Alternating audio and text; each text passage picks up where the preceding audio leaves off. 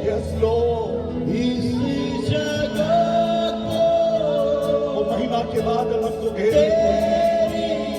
Yes महिमा के बादल ओ यस लॉर्ड, घेरे इस जगह को। हे प्रभु तू छू ले हम सभी को। बोलिएगा प्रभु, हे प्रभु तू छू ले हम सभी को। आज की रात कितने लोग चाहते हैं कि प्रभु आपको छूने पाए? प्रभु आपको छुएगा तब भी चंगाई है, और आप प्रभु को छुए तब भी चंगाई है। 12 वर्ष से लहू बहने वाली स्त्री, यीशु ने उसको नहीं छुआ, पर उसने यीशु को छुआ और उसने अपनी चंगाई को प्राप्त करी। आज की रात जो बीमार हैं, कई वर्षों से आप दवा ले रहे हैं, आइए आज की रात बड़े विश्वास के साथ प्रभु की उपस्थिति हमारे बीच में है, प्रभु की आत्मा हमारे बीच में है। आइए बड़े विश्वास के साथ हम प्रभु को स्पर्श करने वाले होने पाए, प्रभु को हम छूने वाले होने पाए। एक हाथ आसमान की ओर उठाइए और एक हाथ अपने सीने पर रखिए। जहां पर भी आपको तकलीफ है, जहां पर भी आपको परेशानी है, सर हो, हाथ हो, पैर हो, कमर हो, जहां पर भी बड़े विश्वास के साथ आज इस मैदान के चारों ओर महिमा के बादल हमको घेरे हुए हैं। यस लॉर्ड, आप अपने आप से नहीं आए मेरे भाई, अपने आप से नहीं आए मेरी बहन,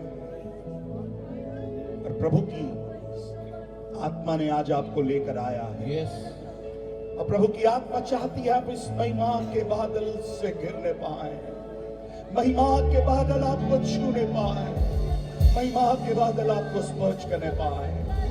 और एक बार बड़े आंसुओं के साथ प्रभु के दास के साथ मिलकर ये गीत यदि आता है, हम सब मिलकर गाने पाए। हे प्रभु यस लॉर्ड, तू छू ले यीशु आपको छूने पाए, यीशु आपको स्पर्श करने पाए। हम सभी और एक बार दिल की गहराइयों से हे प्रभु ओ यस लॉर्ड, छू ले हालेलुया लॉर्ड, छू ले हम सभी। हाँ प्रभु, छू लीजिए, हे छू लीजिए प्रभु, छू लीजिए प्रभु, छू ले छू लीजिए प्रभु, छू लीजिए प्रभु जी, हम सभी को। छूइए प्रभु, छूइए प्रभु। हे प्रभु यस लॉर्ड, छू ले आइए बड़े विश्वास के साथ प्रभु आपको छूने पाए। यस लॉर्ड, आप प्रभु को छूने पाए। यस लॉर्ड, महिमा के बादल की वर्षा हालेलुया लॉर्ड, बरसे प्रभु की आत्मा की वर्षा साथ पर बरसने पाए। आमीन, आत्मा की वर्षा ग्लोरी बरसे इसी जगह पे। चंगाई हो, छुटकारा होए यीशु के नाम से। चंगाई हो, छुटकारा ग्लोरी हालेलुया लॉर्ड, होए यीशु के नाम से।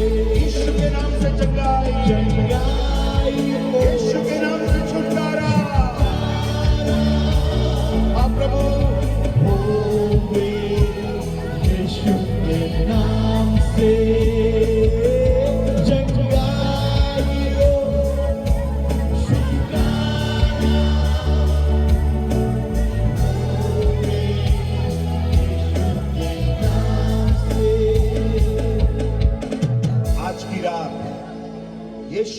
नाम से चंगाई आपको मिल रही है, यीशु के नाम से छुटकारा मिल रहा है, यीशु के नाम से आजादी हो रही है, यीशु के नाम से बंधन टूट रहे हैं, यीशु के नाम से, यीशु के नाम से, यीशु के नाम से, यीशु के नाम से, यीशु के नाम से।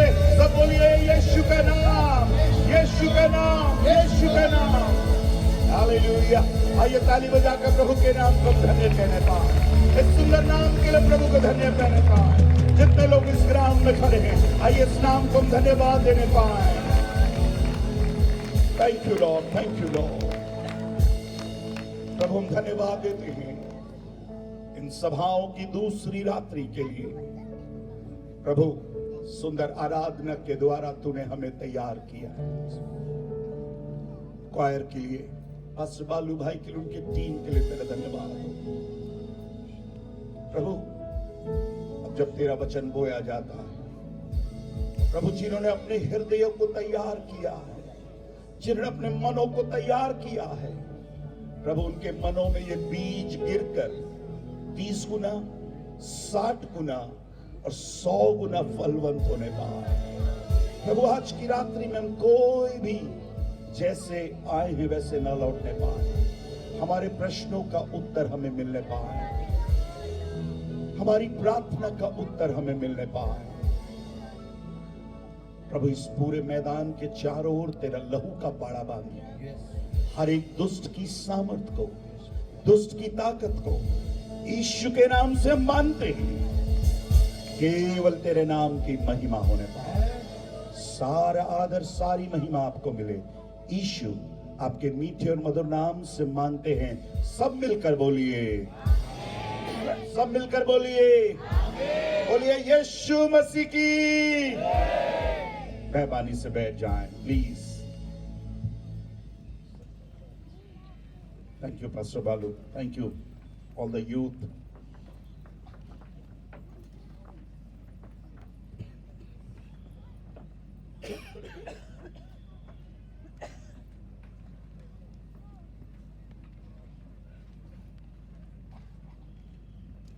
अपने पड़ोसी को देखकर बोलिए, आपको देखकर अच्छा लगा, आप आए अच्छा लगा। अपने पड़ोसी से बोलिएगा, कल भी आना।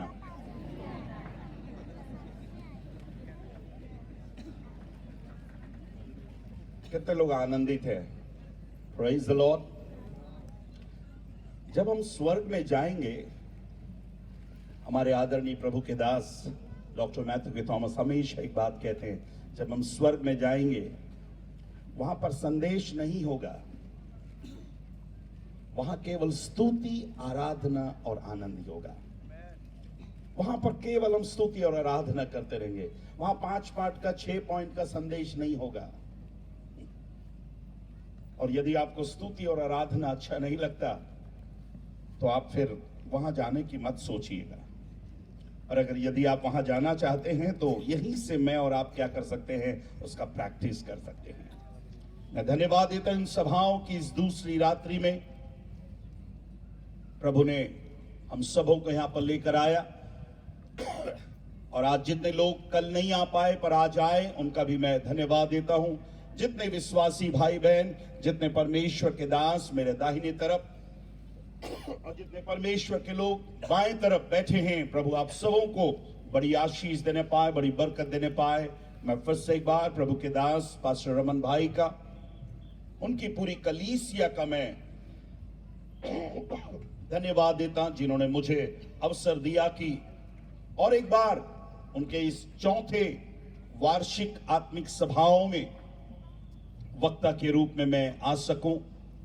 मैंने कल अपना परिचय दिया था कि मैं भिलाई छत्तीसगढ़ में रहकर प्रभु की सेवकाई को मैं करता हूं, और मैं फिर से एक बार अपने कलीसिया और अपने परिवार की ओर से आप सबों को मैं सलाम कहता हूं। सलाम।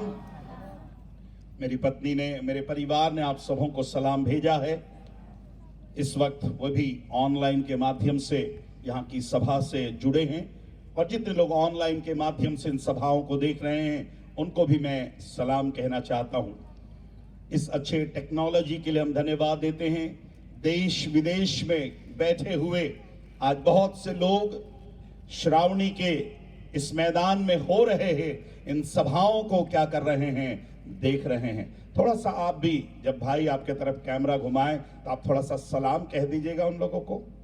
हमारे भी चर्च के काफी लोग देख रहे हैं, थोड़ा हाथ उठाकर यस थोड़ा सलाम कह दीजिएगा। श्रावणी से आपको सलाम किया जा रहा है। प्रेज द लॉर्ड, बोलो यीशु मसीह की, बोलो यीशु मसीह की। आइए फिर से एक बार उसी भाग में हम चलें। कल जिस भाग से मैंने परमेश्वर के संदेश को आप तक पहुंचाया था, मीका नबी की पुस्तक उसका 6वां अध्याय, मीका नबी की पुस्तक उसका 6वां अध्याय। कल आप बाइबल लाना भूल गए थे, आज कितने लोग अपनी बाइबल को लेकर आए? थोड़ा सा उठा करके दिखाएं। कुछ लोग हैंडबैग उठा कर दिखा रहे हैं। हैंडबैग नहीं, बाइबल बैठा उठा करके दिखाइए। भाइयों की ओर से थोड़ा सा कम दिख रहा है ना? मैंने कल भी कहा, आज भी कहता हूं, जरूर से हर एक विश्वासी के पास एक बाइबल होनी चाहिए। और ये बाइबल की बातें आपकी जिंदगी को, आपके मसीही जीवन को क्या कर देंगी? बदल देंगी। कितने लोग परमेश्वर का वचन सुनने के लिए तैयार हैं? और कितने लोग परमेश्वर के वचन को सुनकर उसके अनुसार चलने के लिए तैयार हैं? यस, ये भी बहुत जरूरी है। एक बार ऐसी सभा हो रही थी, भीड़ में से एक बहन ने पुकार कर कहा, हे प्रभु, धन्य है तू जिस पेट में रहा, धन्य है तू जिस गर्भ में रहा, धन्य है जिस सीने से तूने दूध पिया।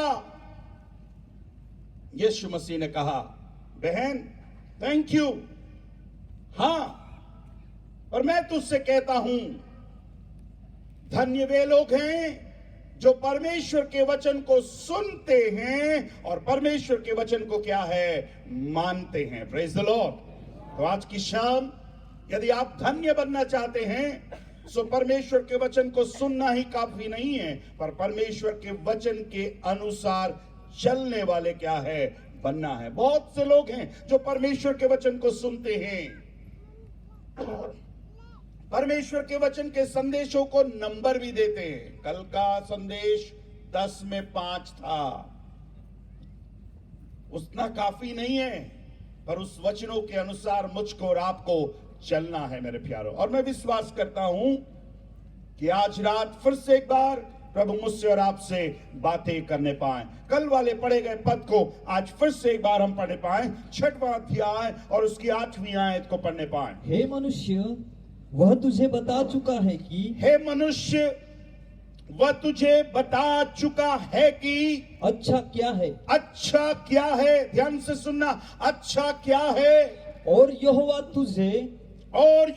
तुझे इसे छोड़ और क्या चाहता है। और क्या चाहता है। शब्दों पर ध्यान दीजिएगा, और क्या चाहता है। इतना ही तो ना वो चाहता है, और जो वो चाहता है उसके बारे में वह तुझे क्या कर चुका है? बता चुका है।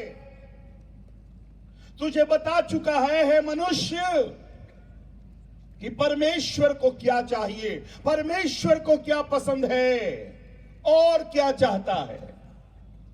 उसने ज्यादा नहीं डिमांड किया मुझसे और आपसे,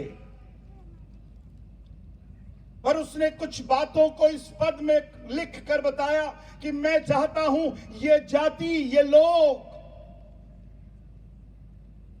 जो मेरे नाम के कहलाते हैं, मेरे लिए कुछ कामों को करे। और परमेश्वर ने कहा, क्या कहा? कि तू न्याय से काम करे। तू न्याय से काम करे। सब बोलिएगा, न्याय से काम करे। आज दिन भर कितने लोगों ने न्याय से काम किया? कल जो सभा में थे, आज दिन भर बहुत मुश्किल है। और दूसरी बात कहता है, और कृपा से प्रीति रखे। कृपा से प्रीति रखे। अच्छा, कुछ लोग ये मत समझिएगा, पास्टर साहब ये कृपा कौन है, कौन सी लड़की है, कहाँ की है?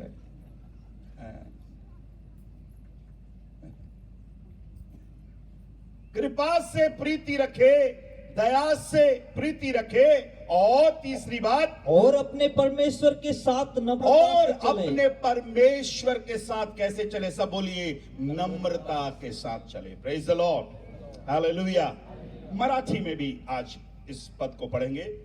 हे मनुष्या, हे मनुष्या, बरे काय ते बरे काय ते त्याने तुला दाखविले आहे, तने तुला दाखविले आहे, दाखविली आहे। बरे काय? सारी दुनिया बरे बरे ढूंढ रही है। काय बरे बता?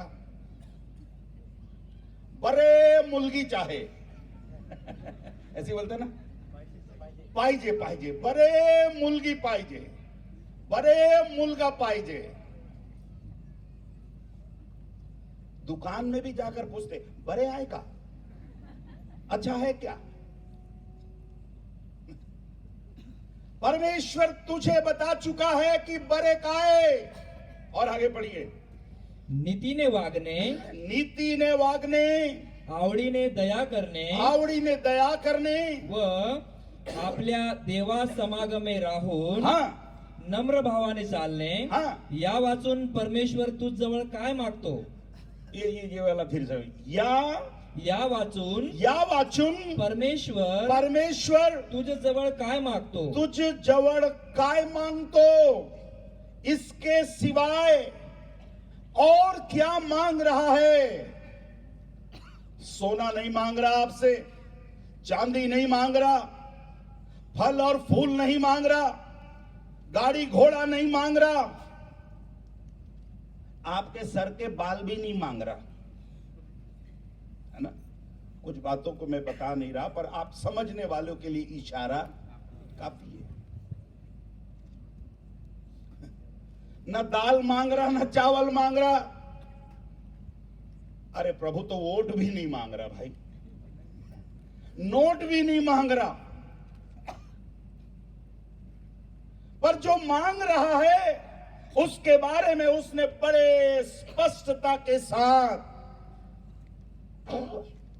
बड़े सफाई के साथ वो लिखा है कि इसके सिवाय वो तुझसे क्या मांग रहा है।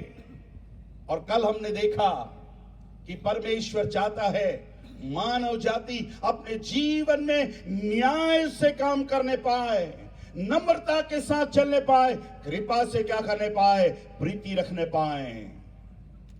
हमने पढ़ा था, धर्म और न्याय के काम करना यहोवा को बलिदान से क्या लगता है? अच्छा लगता है। नीति वचन 21 का 3 मराठी में पढ़िएगा। धर्म और हिंदी में भी पढ़िएगा, मराठी में भी पढ़िएगा। धर्म और न्याय करना, धर्म और न्याय करना यहोवा को बलिदान से अधिक अच्छा लगता है। किसको अच्छा लगता है? सरकार को नहीं लिखा, पास्टर को नहीं लिखा। धार्मिकता के काम करना और न्याय के काम करना, वहां जिसको पसंद है, सबसे पहला नाम आया। किसको पसंद है? यहोवा को पसंद है। Praise the Lord, hallelujah. जोर से बोलिए, जितने सो रहे बोले हालेलुया। शाबाश। ये न्याय नहीं है, ये अन्याय है। मीटिंग में आकर सोना ये न्याय नहीं है, ये क्या है? अन्याय है। आज की रात ये अन्याय के काम करना छोड़ दो, मीटिंग में आके सोना छोड़ दो, रोना छोड़ दो। पढ़िए मराठी में क्या लिखा है। धर्माने व न्यायाने वागणे व न्यायाने वागणे हे परमेश्वराला हे ते परमेश्वराला यज्ञापेक्षा विशेष मान्य आहे। विशेष मान्य आहे। कैसा है भैया? विशेष मान्य आहे। आप लोग ये मत सोचना है मराठी भी तो अच्छा बोल रहा है, मराठी में ही प्रचार करता हूँ, थोड़ा थोड़ा बोलता हूँ बस। अभी क्या है, सास महाराष्ट्र की है तो इतना तो बोलना ही पड़ेगा।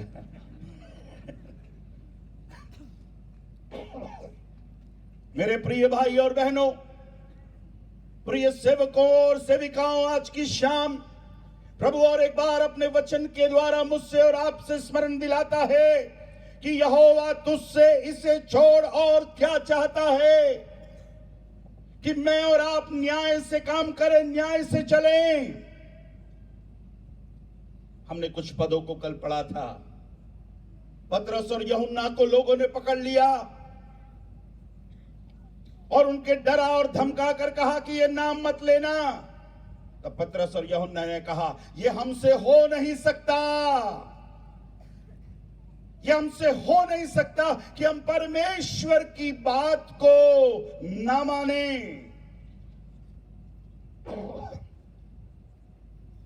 पहली बात हमने कल सुना था, परमेश्वर की बात को सुनना न्याय है मेरे प्यारों। परमेश्वर की आवाज को सुनना, इससे जस्टिस, ये न्याय है। आज कितने लोग हैं परमेश्वर की आवाज को नहीं सुन रहे, परमेश्वर की बात को नहीं सुन रहे। पतरस और यूहन्ना ने, उन्हें डराया गया, उन्हें धमकाया गया, उन्हें मारा गया, पीटा गया कि भैया इस नाम को मत लेना। और उन्होंने कहा, यह हमसे हो नहीं सकता, यह हमसे हो नहीं सकता। जिसने हमें जीवन दिया, जिसने हमें सब कुछ दिया, उसका नाम हम लिए बगैर रह नहीं सकते मेरे प्यारों। आज कितने लोग इस नाम को लेने से डर रहे हैं। कल मैं केवल छोटा सा उदाहरण देख के छोड़ दिया कि एक धनवान व्यक्ति यीशु मसीह को देखने के लिए निकला। धन था, दौलत था, पद था, बस कद उसके पास नहीं था। उसके पास धन था, दौलत था, पद भी था, अगर कुछ था नहीं तो उसके पास क्या नहीं था, कद में मार खा गया बेचारा।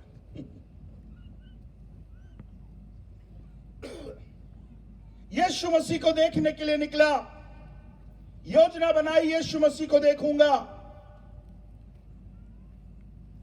उसके पहले ही अगर आप पढ़ें, एक भिखारी ने यीशु मसीह को पुकारा, उसका जीवन बदल गया। एक भिखारी के जीवन में यीशु मसीह आ गया। वो घटना भी शायद जक्कई ने सुनी, अरे भिखारी के जीवन में यीशु मसीह आ गया तो धनवान के जीवन में क्यों नहीं आएगा। यीशु मसीह को देखने के लिए निकला, पर अपने नाटेपन के कारण यीशु मसीह को देख नहीं पाया। एक आइडिया आया, एक विचार आया, दौड़कर गुलर के पेड़ के ऊपर चढ़ गया, वहां छिप कर बैठ गया। और यीशु मसीह, उसे पता नहीं, यीशु मसीह मार्ग से जाता जाता उस स्थान पर आया जहां जक्कई छिपा हुआ था। और उस पेड़ के नीचे आकर जक्कई को आवाज लगाई यीशु मसीह ने, जक्कई। जक्कई घबरा गया, अरे बाप रे, मेरे नाम कैसे मालूम भाई इसको। यीशु मसीह ने कहा, जल्दी उतर कर आ, मुझे आज तेरे घर में रहना है, मैं आज तेरे घर जाना चाहता हूं। जल्दी जल्दी यीशु मसीह को जक्कई अपने घर में लेकर आया। चले थोड़ा सा जक्कई के घर में कुछ हो रहा है। जक्कई के घर में चले। धनवान के घर कौन नहीं जाना चाहता। भिखारी हो तो कई बार बोले, क्या भिखारी के घर जाना, धनवान के घर चलेंगे। चलिए धनवान के घर चलते हैं। 19वां अध्याय लूका रचित सुसमाचार। 19वां अध्याय लूका रचित सुसमाचार, उसका 19वां अध्याय और उसके 6वें पद से पढ़िएगा। वह तुरंत उतरकर आनंद से उसे अपने घर को ले गया। कैसे ले गया लिखा है? आनंद के साथ, उत्साह के साथ यीशु मसीह को अपने घर लेकर गया। आज कितने लोग यीशु मसीह को आनंद के साथ अपने घर ले जाना चाहते हैं। आनंद के साथ, कुड़कुड़ाते हुए नहीं, डरते हुए नहीं, कांपते हुए नहीं। बोलिएगा, प्रभु आज आनंद के साथ मेरे साथ चलिएगा। जक्कई आनंद के साथ यीशु मसीह को अपने घर लेकर आया। और फिर आगे पढ़िए। यह देखकर सब लोग कुड़कुड़ा कर कहने लगे। क्या देखकर? जक्कई और यीशु मसीह जक्कई के घर जा रहे हैं, सब देख कर क्या करने लगे, कुड़कुड़ाने लगे।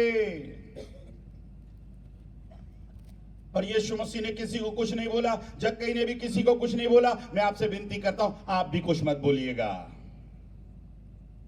क्योंकि हमारे यहां कहावत है, हाथी चले बाजार तो कुत्ते भौंके हजार। पता नहीं आपके यहां है कि नहीं, हाथी चले बाजार तो कुत्ते भौंके हजार। पर एक कुत्ते में भी दम नहीं है कि हाथी को पूंछ को भी हिला दे। हाथी में दम है सबको हिला दे, पर हाथी भी किसी के पीछे नहीं जाता। मत जाइएगा ना, अपने आप को हाथी समझिएगा, बाकी को खालिस्तान समझिएगा। आप समझने वाले इशारा काफी है। ऐसे कुड़कुड़ाने वाले लोग जक्कई के समय में भी थे, ऐसे कुड़कुड़ाने वाले लोग अब भी हैं।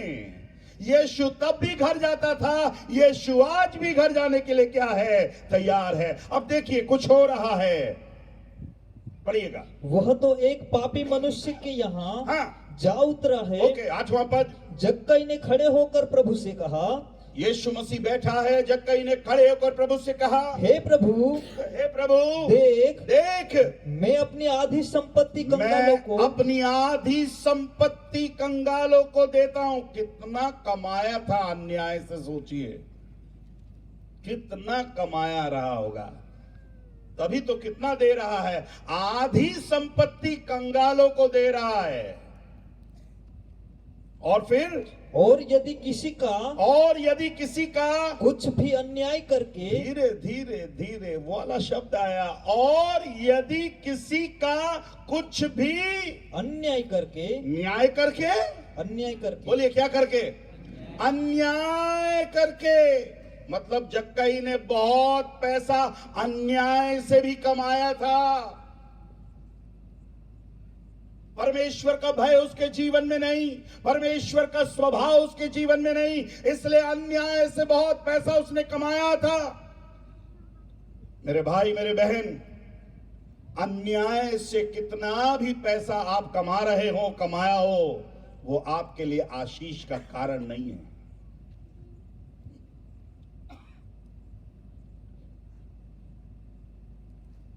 किसी ने कहा, ईमानदारी के पैसे से ताजमहल कभी भी नहीं बनता। हेलो, ईमानदारी के पैसे से कभी भी ताजमहल नहीं बनता।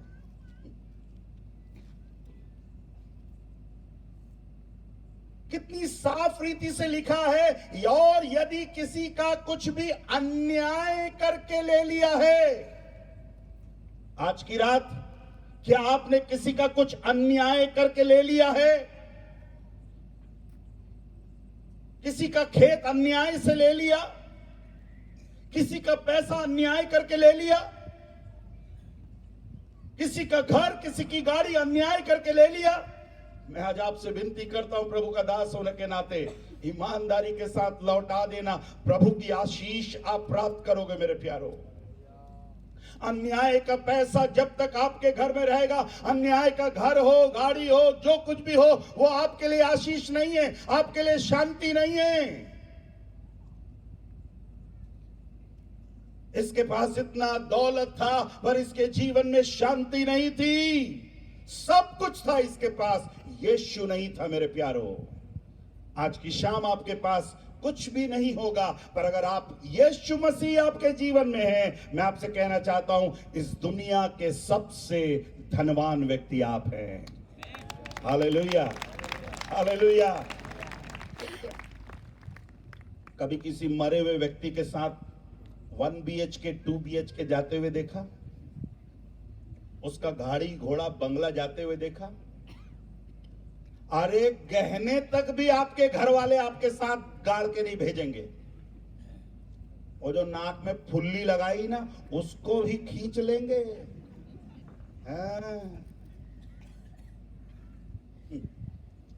हाथ का, कान का, जो भी है, ये छोटी सी फुल्ली नाक में पहनते, उसको भी मरने के बाद घर वाले बोलेंगे उसको भी निकाल ले। क्या करेगी मां फुल्ली ले जाकर कब्रिस्तान में?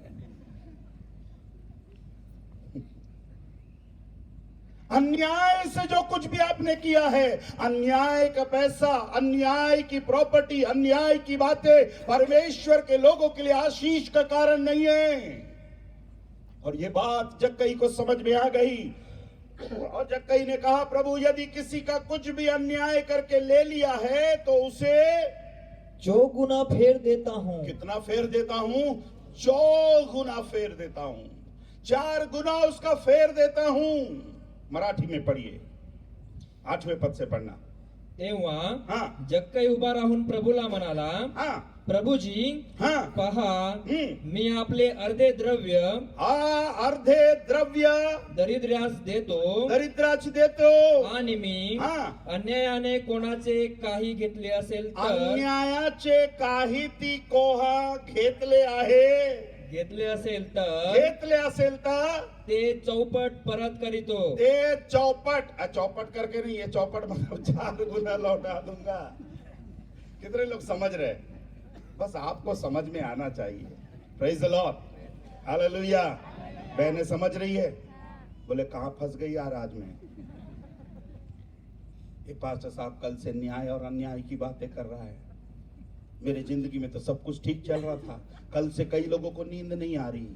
अरे बड़ी मुश्किल से तो खींच करके लाई थी, बड़ी मुश्किल से तो चुरा करके लाई थी, बड़ी मुश्किल से तो लड़ करके लाई थी, और ये पास्टर लौटाने के लिए बोल रहा है मुझे मत लौटाना। कुछ लोग अन्याय का पैसा चर्च में दे देते, बोले शायद कुछ काम आ जाएगी, कुछ आशीष मिल जाएगा। ऐसे पैसे वहां के लिए भी आशीष का कारण नहीं है। और आगे पढ़िए, क्या लिखा है तब?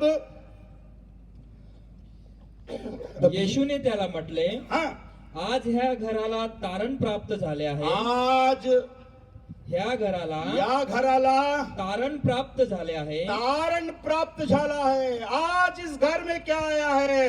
उद्धार आया है। जब जक्कई ने अपनी गवाही को पूरा किया तब प्रभु यीशु मसीह ने कहा, आज इस घर में क्या आया है? उद्धार आया है। Praise the Lord, hallelujah.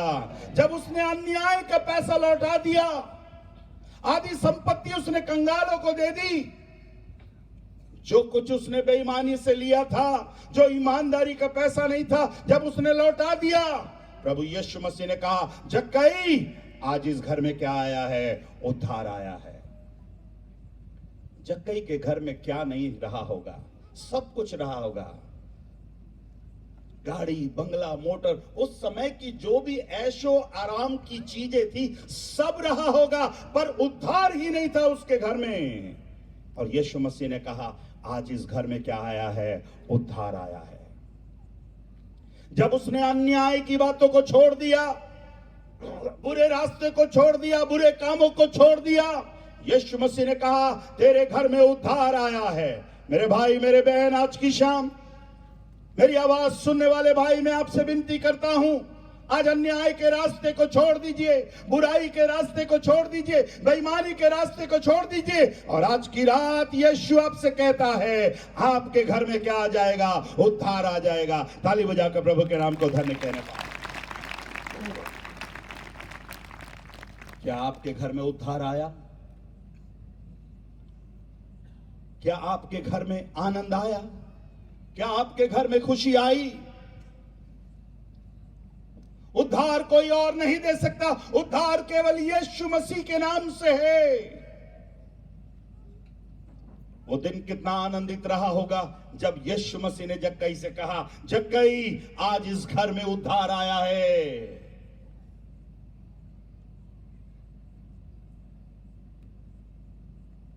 मन फिराने के बाद, मन बदलने के बाद सबसे पहला फैसला जक्कई ने जो लिया वो किससे संबंधित था? कोई सेवक बताइए, किससे संबंधित था? मन फिराने के बाद, मन बदलने के बाद, उस गवाही में जब वो दे रहा, सबसे पहला उसका जो गवाही था किससे संबंधित था? Related to what?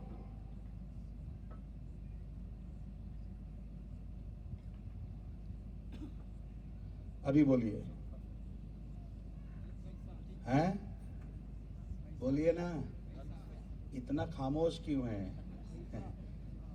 आधी संपत्ति, मतलब पहला फैसला उसका किससे था? और जक्कई का प्रॉब्लम भी क्या था? बोलिए ना, बहने बोलिए ना। मैं सोचा इधर वाले बोलेंगे, वो भी नहीं बोल रहे, इधर वाले भी नहीं बोल रहे। आज भी लोगों का प्रॉब्लम क्या है? हैं? पैसा पैसा करता है, पैसे पे तू मरता है।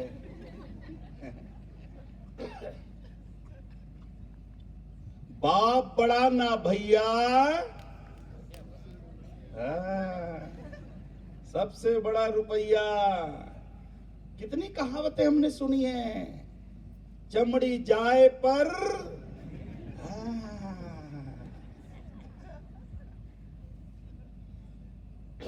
पर पहला फैसला, यदि आप थोड़ा ध्यान से पढ़े तो लिखा है, जक्कई को यीशु मसीह ने नहीं बोला अपनी प्रॉपर्टी दे दे, जो अन्याय से तूने लिया दे दे, पर उसके मन में आया कि मैं प्रभु के पास आया हूं, प्रभु यही तो चाहता है कि मैं न्याय के अनुसार काम करूं। हमने पढ़ा मीका की पुस्तक में प्रभु कह रहा है, और क्या चाहता है? इतना ही ना कि तू न्याय से काम करे। प्रभु का धन्यवाद हो, जक्कई ने अपने जीवन में न्याय से काम करना शुरू किया।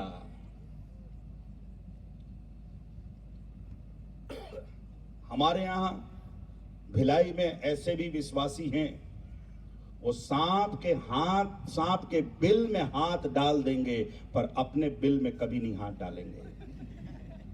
हेलो, हैं? कितने खतरनाक लोग हैं, सांप के बिल में हाथ डाल देंगे, सांप को भी निकाल कर पॉकेट में रख लेंगे, पर अपने पॉकेट में हाथ नहीं डालेंगे।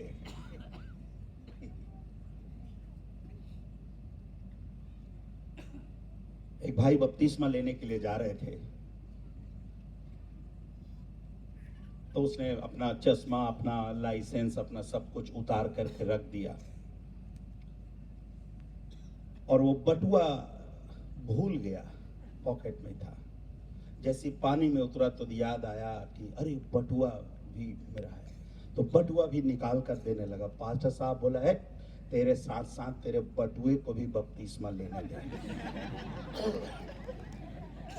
तेरे बटुए को, तेरे पर्स को भी क्या है, बपतिस्मा लेने दे। आज बहुत से विश्वासी लोग का पर्स का बपतिस्मा नहीं हुआ। देखा कितने समझदार लोग हैं श्रावणी में।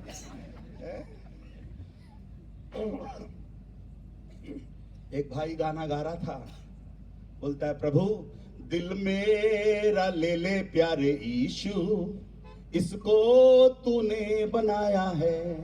फिर गाने लगा, बटुआ मेरा छोड़ दे प्यारे यीशु, इसको मैंने कमाया है। और प्रभु का धन्यवाद हो, जक्कई ने कहा, प्रभु मैं आज अपना दिल भी दूंगा और अपना बटुआ भी क्या करूंगा, खोल दूंगा, क्योंकि मैंने उसमें अन्याय से कमाया है। तब जाकर यीशु मसीह ने कहा, इस घर में उद्धार आया है। मेरे प्रिय भाई और बहन, पैसा हमारी जरूरत हो सकती है, पर पैसा सब कुछ ना होने पाए। मेरे प्यारों, आज कितने लोग हैं पैसे के पीछे दौड़ रहे हैं, पैसे के पीछे भाग रहे हैं, कहीं ना कहीं से पैसे आ जाए, और अपने जीवन को नाना प्रकार की परेशानियों से परेशान कर ले रहे हैं। परमेश्वर की बात सुनना ही मेरे और आपके लिए न्याय है। मेरे प्यारों, दूसरी बात को आज देखेंगे, और क्या न्याय की बात नहीं है। पहली बात हमने देखा, परमेश्वर की बात सुनना न्याय है। योना नबी की पुस्तक,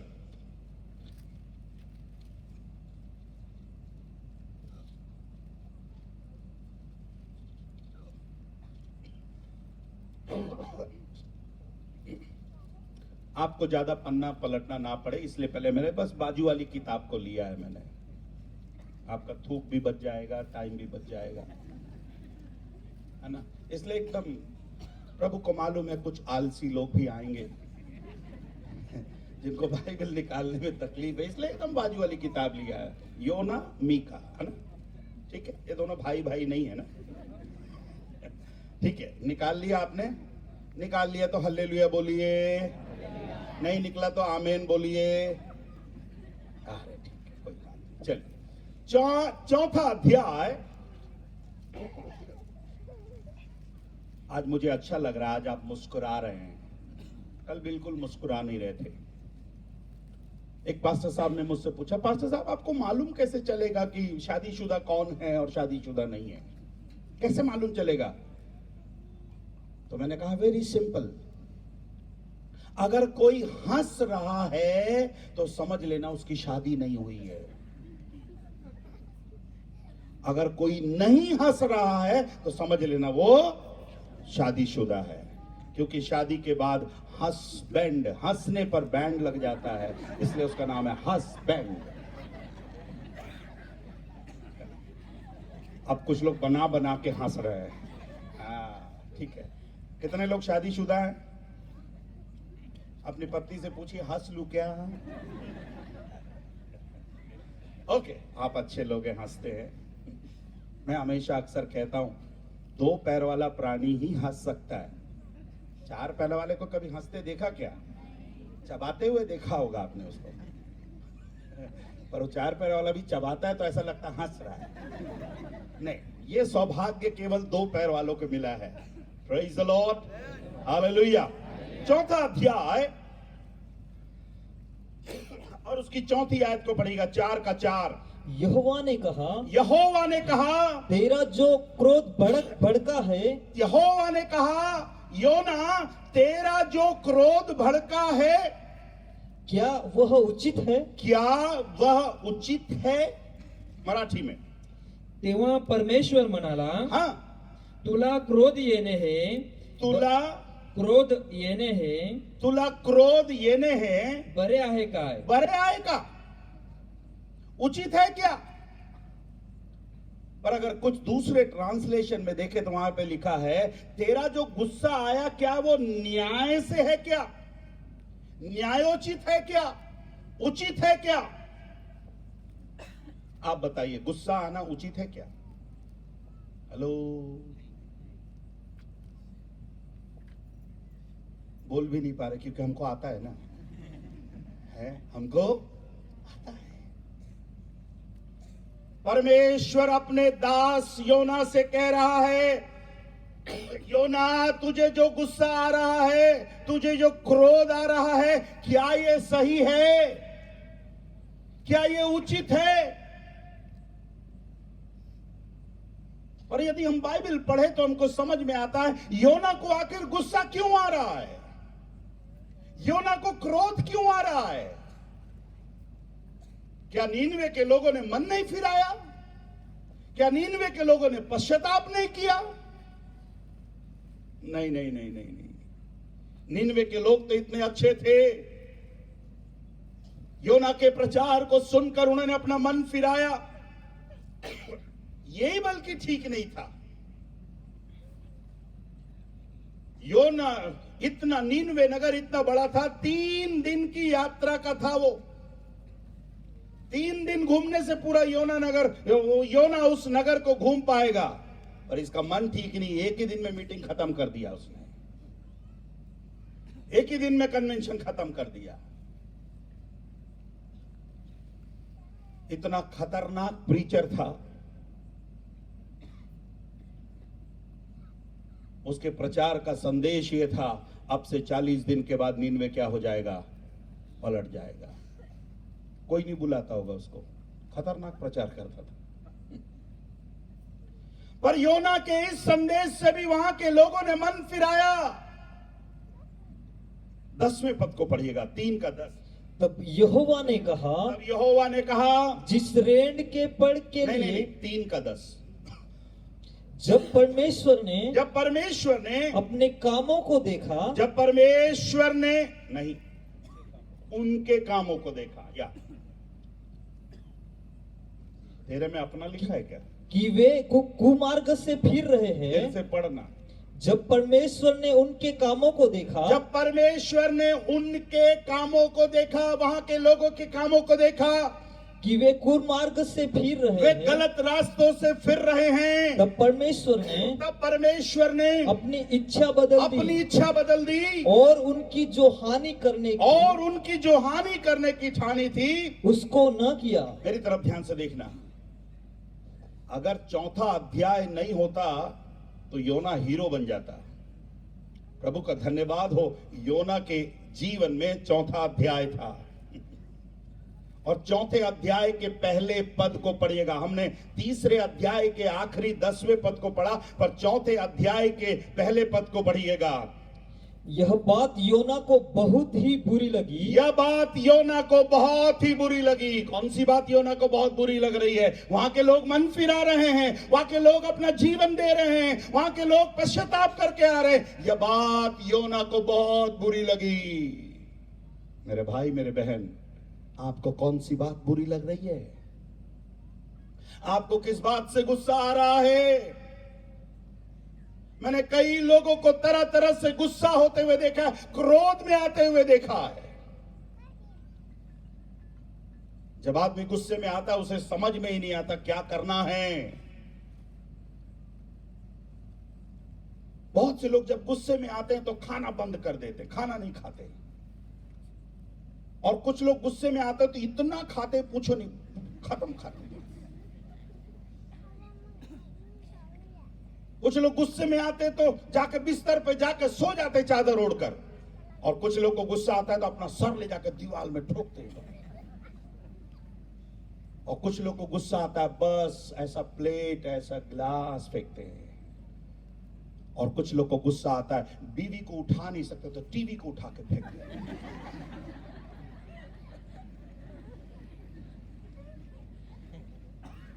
कोशिश करता होगा बीवी को उठाने के लिए, उठा नहीं पाता तो बस टीवी को ही उठा सकता, टीवी को उठा के फेंक देता। एक दिन एक भाई टीवी को उठा के फेंक दिया, गुस्से में आकर टीवी को उठा के फेंक दिया। दूसरे दिन में बोला ब्रदर कहां जा रहे? टीवी बनवाने जा रहा हूं। अरे क्या हो गया? क्या बात है पास्टर साहब, पूछो नहीं, कल का दिन बहुत बेकार दिन था। अरे ब्रदर हुआ क्या? क्या करूं पास्टर साहब, गुस्सा आ गया था। अरे थोड़ा शांत हो जाता, थोड़ा रुक जाता। क्या आपका गुस्सा उचित है? परमेश्वर पूछ रहा है योना से, क्या योना तेरा गुस्सा उचित है? तू देखना वो लोग मन फिरा रहे हैं, तेरे एक संदेश को देखकर वो मन फिरा रहे हैं।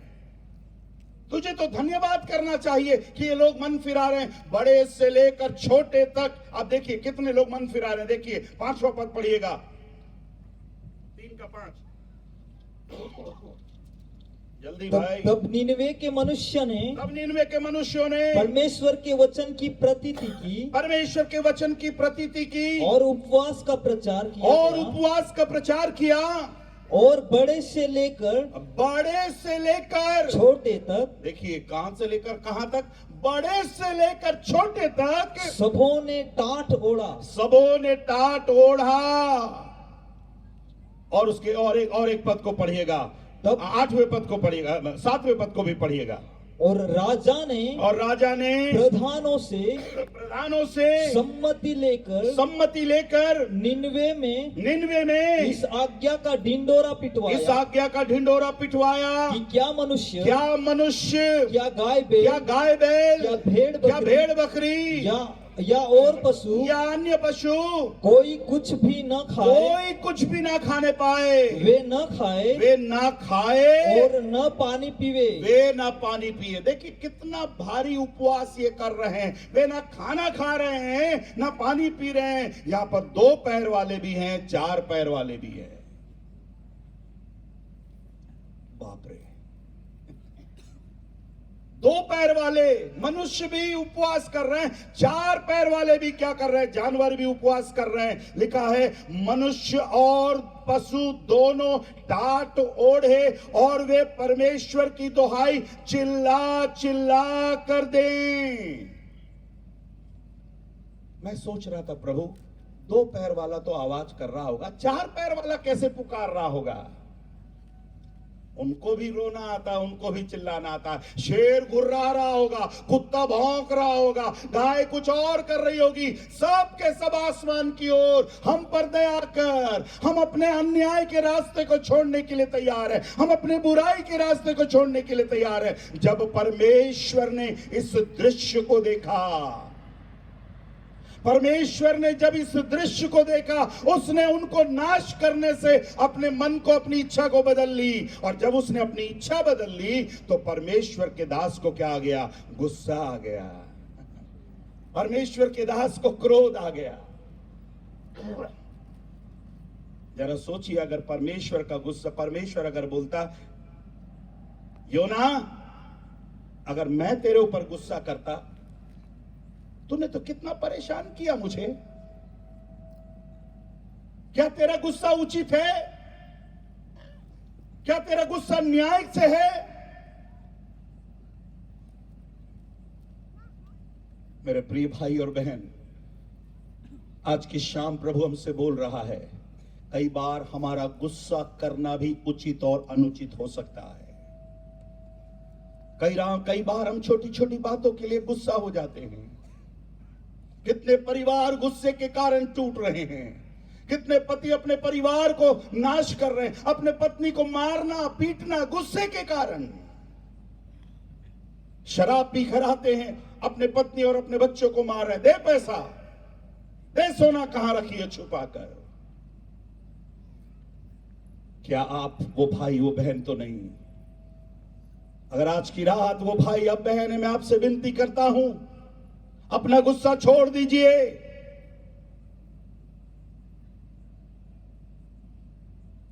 बाइबल के सबसे पहला परिवार आदम और हव्वा के परिवार में बड़े भाई को गुस्सा आ गया, और बड़े भाई को इतना गुस्सा आया, इतना गुस्सा आया कि उसने छोटे भाई का क्या कर दिया?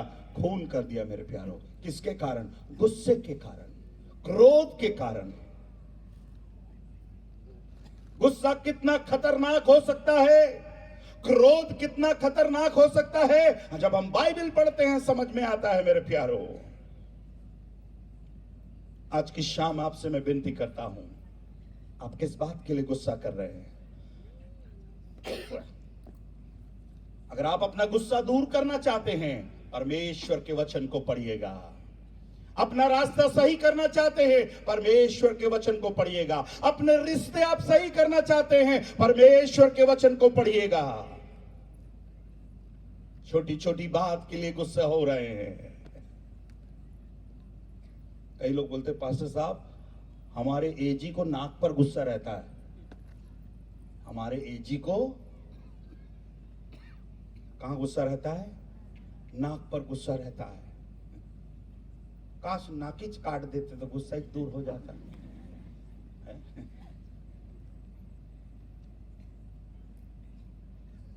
किस बात का गुस्सा? किस बात को लेकर आप परेशान हैं? प्रभु की बातें मुझे हिम्मत देती हैं, प्रभु की बातें मुझे बल देती हैं, प्रभु की बातें मुझे मेरे गुस्से को दूर करती हैं।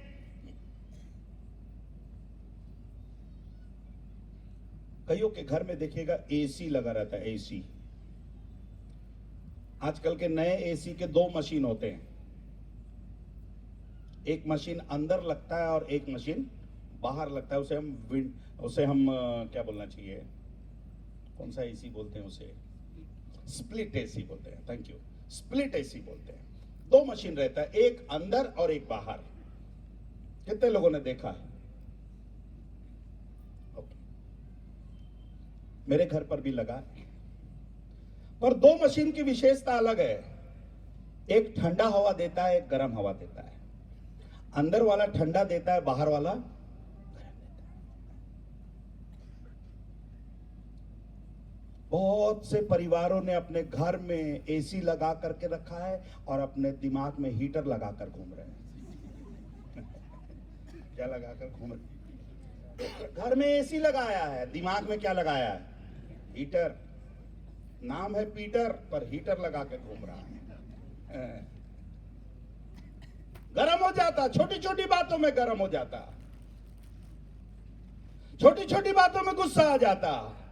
योना को भी गुस्सा आ गया, उसको गुस्सा आ गया करके परमेश्वर ने उसका गुस्सा ठंड करने के लिए छोटा सा रेंद का पेड़ उगाया। एक ही रात में पेड़ भी खड़ा हो गया, उसकी छांव से उसको बहुत शांति मिलने लगी, बड़ा आराम मिलने लगा। प्रभु ने एक रात में उसको पेड़ को भी क्या कर दिया, एक छोटे कीड़े को भेजकर उसका भी क्या कर दिया, नाश कर दिया। गुस्सा आ गया। देखिए क्या लिखा है, 9वां वचन पढ़िए। परमेश्वर ने योना से कहा, या परमेश्वर ने 8वां पद से पढ़िए। जब सूर्य उगा अब सूर्य उगा, तब परमेश्वर ने पुरवाई बहाकर लू चलाई पुरवाई बहाकर लू चलाई और घाम योना के सिर पर ऐसा लगा कि गर्म हो गया। कैसा लगा? ऐसा लगा कि लिखा है वह मूर्छित होने लगा, वह मूर्छा खाने लगा। हाँ। और उसने यह कहकर मृत्यु मांगी। बाप रे, इतना गुस्सा आ गया, मृत्यु मांग ली। मेरे लिए जीवित रहने से मरना ही अच्छा है। इतना गुस्सा आ गया, गुस्सा आने के बाद बोल रहा, प्रभु मेरा जीवन ही ले ले, मैं मरना चाहता हूं। कुछ लोग गुस्से में आकर पता नहीं क्या क्या कर लेते हैं, अपना जीवन समाप्त कर लेते हैं। जितने लोग आत्महत्या कर रहे हैं, अपने जीवन को नाश कर रहे हैं, इनके अंदर किसी न किसी प्रकार की कड़वाहट है, किसी न प्रकार का गुस्सा है। योना भी गुस्से से भरा हुआ, प्रभु मैं जीना नहीं चाहता, मेरा प्राण ले लीजिए। अरे योना, इन 1,20,000 लोगों को देखना, वे अपना मन बदल रहे हैं।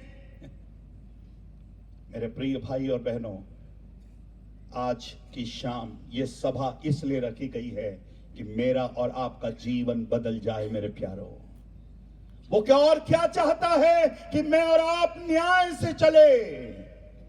क्या योना का गुस्सा करना उचित है? आज की शाम जिस बात को लेकर आप गुस्सा कर रहे हैं, क्या वो उचित गुस्सा है? आज कितने परिवार टूट रहे हैं, कितने परिवार अलग होकर जिंदगी जी रहे हैं गुस्से के कारण। आज मैं आपसे कहना चाहता हूं, अपना गुस्सा छोड़ करके जाएं, प्रभु से होगा, प्रभु मुझ पर दया करिए, मुझ पर करुणा करिए। पढ़िएगा उसके बाद क्या लिखा है 9वें पद में। परमेश्वर ने योना से कहा, हाँ, तेरा क्रोध जो रेंड के पेड़ के कारण भड़का है, क्या वह उचित है? उसने कहा, हाँ, मेरा जो क्रोध भड़का है वह अच्छा ही है। देखिए परमेश्वर से कैसे बात कर रहा है। हाँ, अच्छा है, क्या करेगा बता, ले ले मेरा जीवन।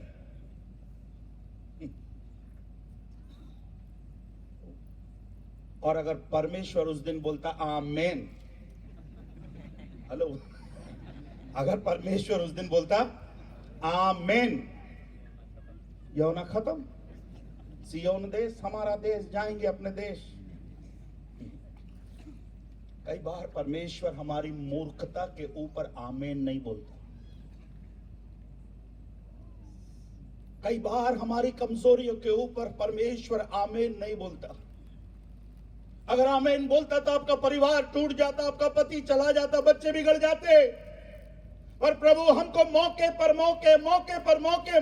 मौके दे रहा है। वो क्या चाहता है कि मैं और आप न्याय से चलने पाए। योना, तू समझ नहीं पा रहा है मैं क्या चाह रहा हूं। मैं नाश करने के लिए नहीं आया, मैं इसलिए आया कि लोग जीवन पाएं और बहुतायत का जीवन पाएं। देख नीनवे नगर को, लोग वो बहुतायत का जीवन पा रहे, क्या मैं उनको नाश कर दूं? परमेश्वर चाहता तो एक नीनवे को, एक योना को खत्म कर देता, दूसरे योना को खड़ा कर लेता। पर परमेश्वर ऐसा करने वाला परमेश्वर नहीं है। वो दयालु परमेश्वर है, वो कृपालु परमेश्वर है, वो क्षमा करने वाला परमेश्वर है, वो माफ करने वाला परमेश्वर है, वो मौका देने वाला परमेश्वर है। शायद बीते दिनों में मेरे भाई मेरे बहन गुस्से के कारण शायद आपने बहुत कुछ खो दिया होगा। मैंने अक्सर कई लोगों से पूछा, गुस्सा आखिर रहता कितनी देर है। मैं अभी क्लास भी ले रहा था पिछले हफ्ते, वहां पर भी मैंने क्लास वाले से पूछा कितने लोग को गुस्सा आता है। बहुत लोगों ने हाथ उठाया, यस सर हमको भी आता, हमको भी आता। मैंने बोला कितना देर गुस्सा तुम्हारा रहता है? किसी ने बोला 2 मिनट, किसी ने बोला 5 मिनट। अगर मैं यहां भी पूछूंगा तो बोलेंगे 5 मिनट 10 मिनट। हो सकता है दिलीप साहब का आधा घंटा रहता हो, पर आधा घंटा 1 घंटा से ज्यादा नहीं होगा। बालू भाई कितना देर गुस्सा रहता है? 5 से ज्यादा नहीं। धन्य है उसकी पत्नी, धन्य है उनकी पत्नी जिनके पतियों को 5 मिनट से ज्यादा गुस्सा नहीं आता।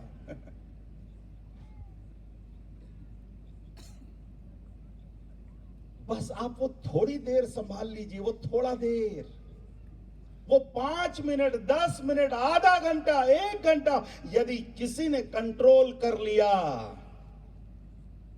आपके जीवन में आशीष है।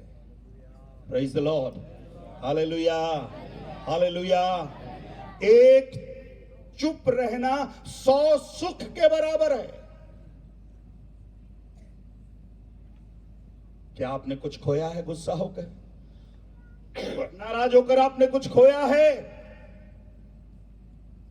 और जब आदमी गुस्सा होता है, गुस्सा होता है, गुस्सा होता है, कई बार हाथ भी चलता है, पैर भी चलता है, मुंह भी चलता है। रे बाबा,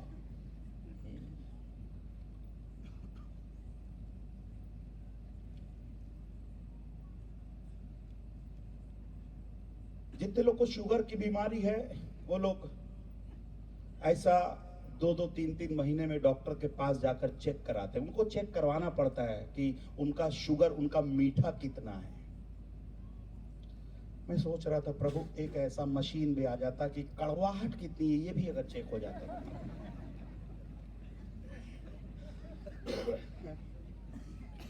हमारे चर्च में कुछ बहनें हैं, भाई लोग हैं, पास्टर साहब प्रार्थना करेगा, शुगर लेवल 400 हो गया है। तो मैं सोचता हूं प्रभु इनका शुगर लेवल कितना बड़ा है तो कितना मीठा बोलते हुए इन लोग। शरीर में मीठा बढ़ गया तो मीठा भी तो बोलना चाहिए ना। नहीं नहीं नहीं नहीं नहीं, जितना मीठा बढ़े मुंह से तो कड़वा ही निकलेगा।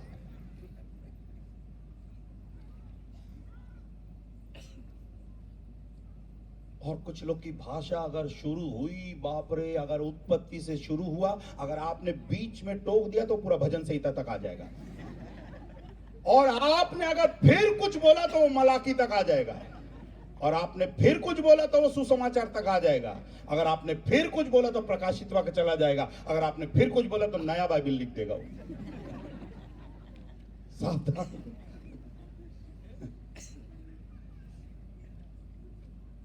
कितने परिवार चर्च के अंदर गुस्से के कारण, क्रोध करने के कारण, परमेश्वर जो सवाल योना से पूछ रहा है वही सवाल मुझसे और आपसे पूछ रहा है, क्या यह उचित है? अगर यह उचित नहीं है मेरे प्यारों, आज की रात उस गुस्से को छोड़कर चले जाए। कई लोगों तो गुस्सा आ रहा है, गुस्सा आ रहा है, गुस्सा आ रहा है। आज तक किसी ने नहीं बोला प्यार आ रहा है, प्यार आ रहा है। अरे जहां से गुस्सा आ रहा है वहीं से प्यार भी तो आने दीजिए। पढ़िए ना बाइबल। जब आपको गुस्सा आ रहा होगा परमेश्वर के वचन को पढ़िएगा। परमेश्वर का वचन आपको शांति देगा, परमेश्वर आपको आराम देगा, परमेश्वर आपके उस गर्म दिमाग को क्या करेगा? ठंडा करेगा मेरे प्यारों। प्रभु की बातें, प्रभु का वचन मुझको और आपको हिम्मत देगा मेरे प्यारों। एक बहन को बाइबल पढ़ना नहीं आता था और उसने अपने जीवन में ठान लिया था, मुझे पढ़ना नहीं आता कोई बात नहीं, पर मैं किसी ना किसी से क्या करूंगी? पढ़वाऊंगी। रोज किसी ना किसी को पकड़ लेती थी, ए बेटा मेरे लिए बाइबल पढ़ देना। कोई ना कोई पढ़ देता था और उससे अपने विश्वास को बढ़ा लेती थी। एक दिन एक पुलिस वाले को पकड़ ली उसने। पुलिस वाले को बोली कि ए ब्रदर बाइबल पढ़ दीजिए ना। अरे माँ टाइम नहीं है मेरे पास। अरे पढ़ देना बेटा, कितना बड़ा कि बाइबिल ही तो मांगा है, बाइबिल पढ़। अच्छा मेरे पास टाइम नहीं है, एक ही वचन पढ़ूंगी, वो एक ही वचन पढ़ूंगा बोला। पुलिस वाले ने बोला टाइम नहीं है, एक ही वचन पढ़ूंगा। ये माँ ने बोली ठीक है बेटा, एक ही वचन पढ़ दे, एक ही वचन पढ़ दे। अब उसे समझ में नहीं आया, पुलिस वाला कभी बाइबिल पढ़ा नहीं, उसे मालूम नहीं उत्पत्ति कहाँ है, निर्गमन कहाँ है, मलाकी कहाँ है, प्रेरितों के काम उसे पता नहीं कहाँ है। और कई विश्वासियों के समान उसने ऐसी बाइबिल ऐसे जहां खोलना है निकाल लिया। गलती से उसको, उस पुलिस वाले को अय्यूब की पुस्तक 15वां अध्याय मिल गया। देखिए क्या लिखा है, 15वां अध्याय 34 वचन मिल गया उसको। अय्यूब की पुस्तक 15वां अध्याय। मैंने आपसे कहा ना वो विश्वासी नहीं था, ऐसी था तो उसने ऐसे ऐसा बाइबिल खोल लिया, एक ही वचन तो पढ़ना है, कहीं से निकालता तो वो 15वां अध्याय अय्यूब की पुस्तक और 34वां वचन मिला। अब वो एक वचन पढ़ना था, जल्दी जल्दी में था, वो एक वचन देखिए क्या लिखा है। क्योंकि भक्तिहीन के परिवार से कुछ बनना पड़ेगा और जो घुस लेते हैं उनके तंबू आग से जल जाएंगे। ये पुलिस वाला पढ़ रहा है, अरे बाप रे। पुलिस वाला बोला एक ही वचन पढ़ूंगा, और वो एक ही वचन किस्मत से यही वाला निकाल, क्योंकि भक्तिहीन के परिवार से कुछ बन नहीं पड़ेगा और जो घूस लेते हैं उनके तंबू आग से जल जाएंगे। ये घबरा गया,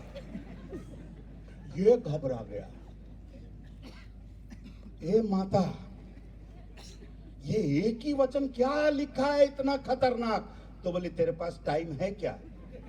तेरे पास टाइम है? अभी तो थोड़ी देर बोला टाइम नहीं है मेरे पास, एक ही वचन पढ़ूंगा, टाइम है? हाँ है ना, टाइम है, चल मेरे पास्टर के पास। वो माता ने उसको पास्टर के पास लेकर आए, पास्टर ने उसको पूरा सुसमाचार सुनाया। पुलिस वाले के समझ में आ गया एंड वेंड काम नहीं करने का। हमारे पास भी एक पुलिस वाला, वो पहले से ईमानदार है। पढ़िए ना परमेश्वर के वचन को, हमारी जिंदगी बदल जाएगी, हमारे रास्ते बदल जाएंगे।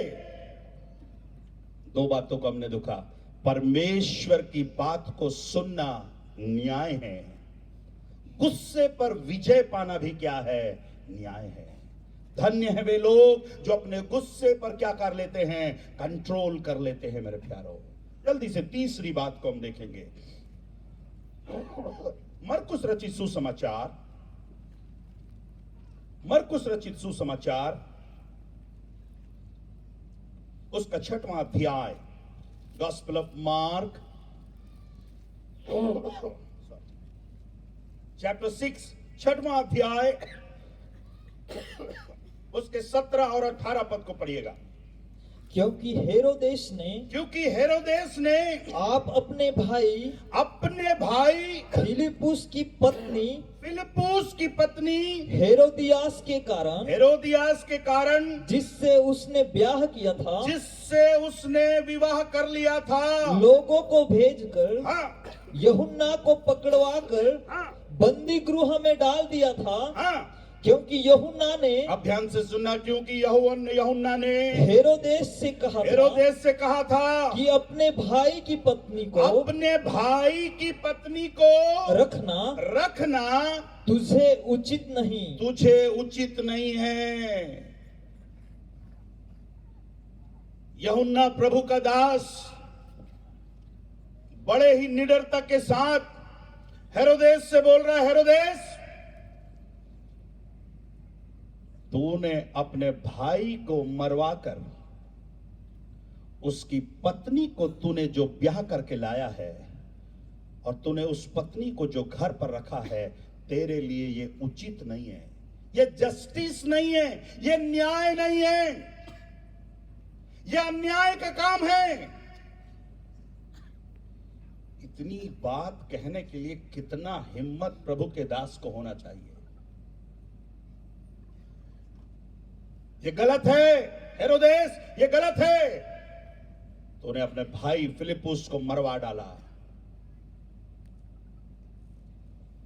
लोग सोच रहे हैं कि किसी और कारण से फिलिप्पुस की डेथ हो गई, पर सच्चाई परमेश्वर जानता है, सच्चाई मैं जानता हूं, सच्चाई ये नहीं है तेरा मन उसकी औरत के ऊपर आ गया, तेरा दिल तेरे भाई की औरत के ऊपर आ गया और तूने उसको मरवा दिया। इस बात को बोलने के लिए यूहन्ना को अपना क्या कटवाना पड़ा? सिर कटवाना पड़ा। पर प्रभु का धन्यवाद हो मेरे प्यारों, वो सिर कटवाने के लिए भी तैयार हो गया, पर सच्चाई के लिए क्या रहा? खड़ा रहा, ईमानदारी के लिए खड़ा रहा। आज की शाम जितने शादीशुदा हैं, जितने पति और पत्नी हैं, प्रभु का दास होने के नाते आपसे विनती कर रहा हूं, क्या आप अपने पारिवारिक जीवन में ईमानदार हैं? क्या अपने पारिवारिक जीवन में विश्वास योग्य हैं? कितने पति आज अपने पत्नियों के प्रति विश्वास योग्य हैं? कितनी पत्नियां अपने पति के प्रति विश्वास योग्य हैं? वन मैन वन वुमेन, एक पति का एक ही पत्नी और एक पत्नी का एक ही पति। पास्टर साहब, पुराने नियम में तो सुलेमान की थी, दाऊद की भी थी। अरे पुराने नियम में कुछ पद्धति अलग थी, हम नए नियम के विश्वासी हैं। और नए नियम में लिखा है जो अध्यक्ष होना चाहे, देखिए क्या लिखा है, पढ़ेगा उस पद को पढ़िएगा, मेरे ख्याल से पहला तीमुथियुस की पत्री में होगा, पहला तीमुथियुस की पत्री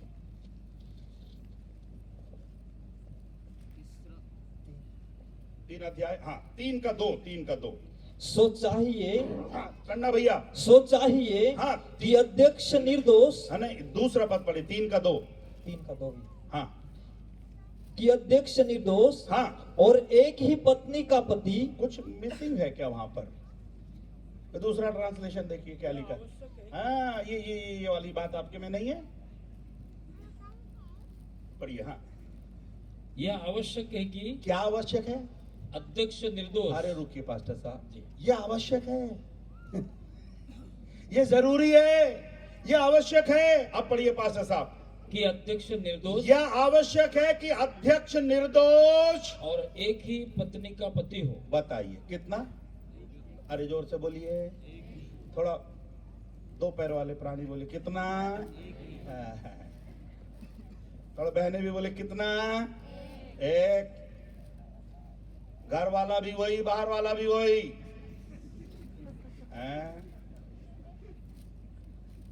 कुछ लोग की जिंदगी में दो है, घर वाली और बाहर वाली अलग अलग। अरे नहीं भैया, नहीं चलेगा, ये उचित नहीं है।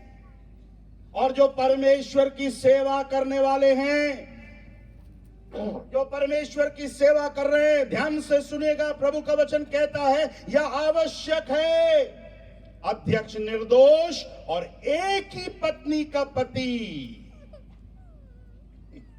इफिसियों की पत्री में आपने शादी के समय बार बार एक पद को दोहराते हुए देखना होगा। इफिसियों 5:25 पढ़िएगा क्या लिखा है। इफिसियों 5:25, हे पतियों, हे पतियों, अपनी अपनी पत्नी से प्रेम रखो। अरे बाप रे, किससे प्यार करने के लिए बोला?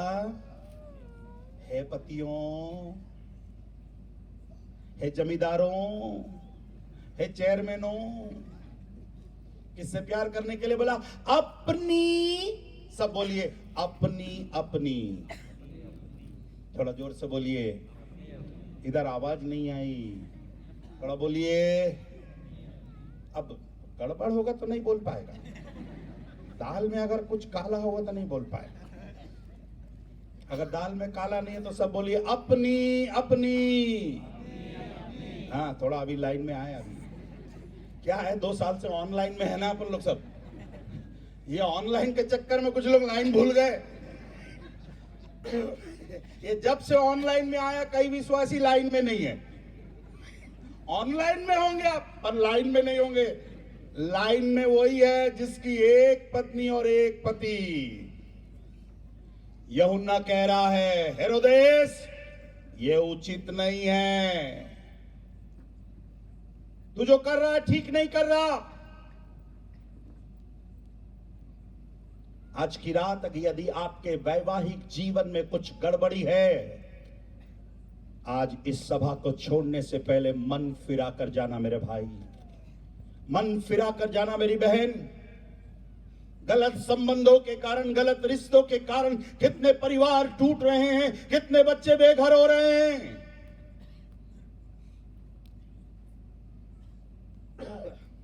जब से इंटरनेट का जमाना आया है, फेसबुक और इंस्टाग्राम और ये सब जितने आए हैं, इसमें बहुत गड़बड़ियां चल रही है। शादी ब्याह में बहुत गड़बड़ियां चल रही है। शादीशुदा व्यक्ति भी आज किसी से प्यार कर रहा है। प्रभु का दास होने के नाते आपको आज मैं चेतावनी देना चाहता हूं, अपने अपने पत्नी के प्रति ईमानदार रहिए, अपने अपने पति के प्रति ईमानदार रहिए।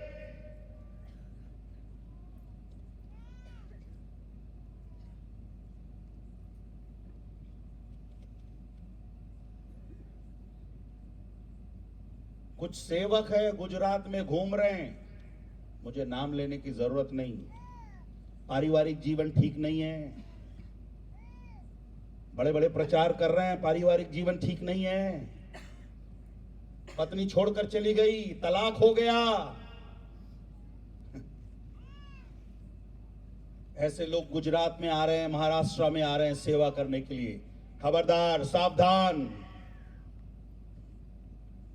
जो अपने परिवार को नहीं संभाल सकता, जो अपने परिवार को ठीक से देखभाल नहीं कर सकता, वो परमेश्वर की कलीसिया को नहीं संभाल सकता। जो 4 लोगों को ठीक से देख नहीं सकता, वो 400 लोगों को क्या संभालेगा। बहुत जरूरी है मेरे प्यारो, इन दिनों में परिवार कितने तेजी से टूट रहे हैं।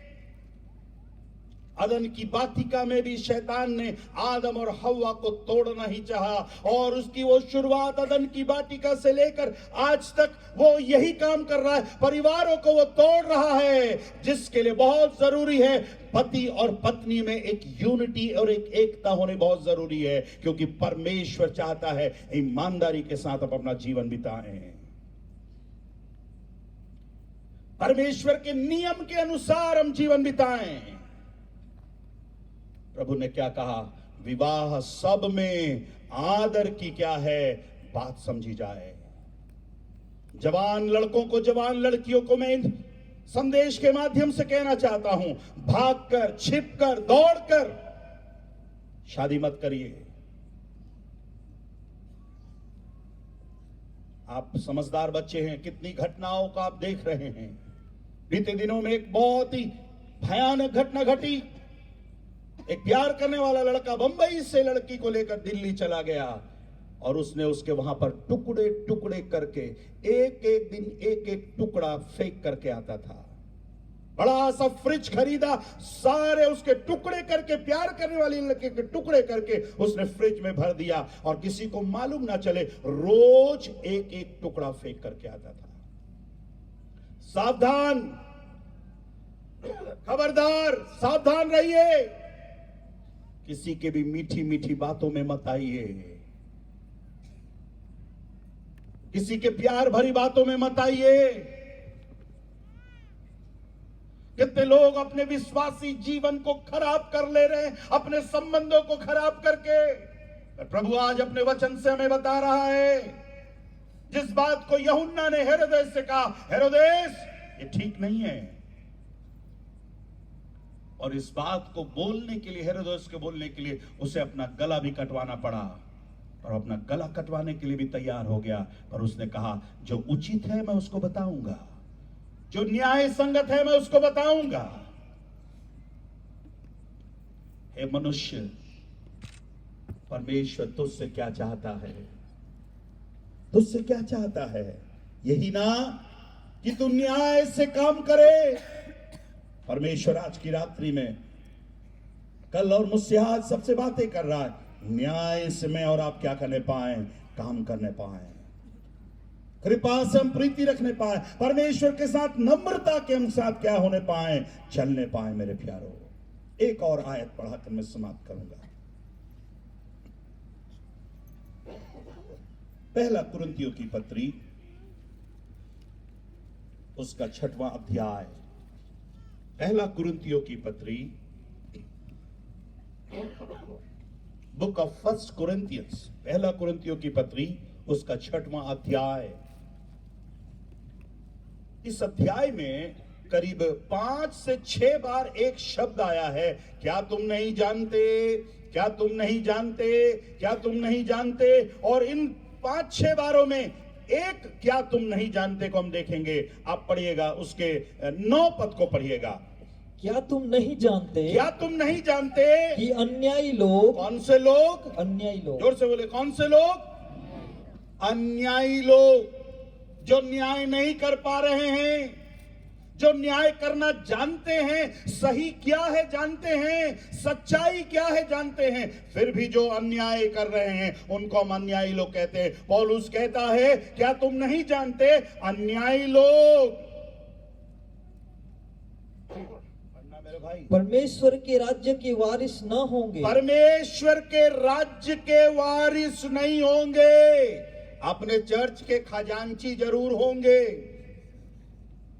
अपने चर्च के सेक्रेटरी होंगे, अपने चर्च के चेयरमैन होंगे, माफ करना, पर परमेश्वर ने पौलुस के द्वारा एक कलीसिया को, एक चर्च को चिट्ठी लिख रहा है। इस चर्च में बहुत से अन्यायी लोग हैं जो सच्चाई को जानते हैं फिर भी अन्याय के काम कर रहे हैं। मुझे बोलने की जरूरत नहीं कौन कौन से अन्याय के काम हो रहे हैं। प्रभु का दास पौलुस कहता है, क्या तुम नहीं जानते। अगर आज की शाम कोई है, आज जान जाइए, क्या तुम नहीं जानते कि अन्यायी लोग परमेश्वर के राज्य के वारिस ना होंगे। पढ़िए आगे, धोखा न खाओ, धोखा ना खाओ, न वेश्यागामी, न वेश्यागामी, न मूर्ति न पूजक, मूर्ति पूजक, न परस्त्रीगामी, न परस्त्रीगामी, न लुच्चे, न लुच्चे, न पुरुषगामी, न पुरुषगामी, न चोर, न चोर, न लोभी, न लोभी, न पियक्कड़, न पियक्कड़, न गाली देने न वाले, गाली देने वाले, न अंधेर न अंधेर करने वाले परमेश्वर के राज्य के वारिस होंगे। परमेश्वर के राज्य के वारिस नहीं होंगे। एक बड़ी लिस्ट है। हे पास्टर साहब, गाली देने वाले भी नहीं जाएंगे क्या? हाँ, लिखा है ना, गाली देने वाले भी। पास्टर साहब, कभी कभी पत्नी को मारता हूँ पीकर, रोज रोज नहीं मारता, कभी कभी मारता। मेरे बारे में क्या लिखा है? तू तो बिल्कुल नहीं जाएगा, लिखा है।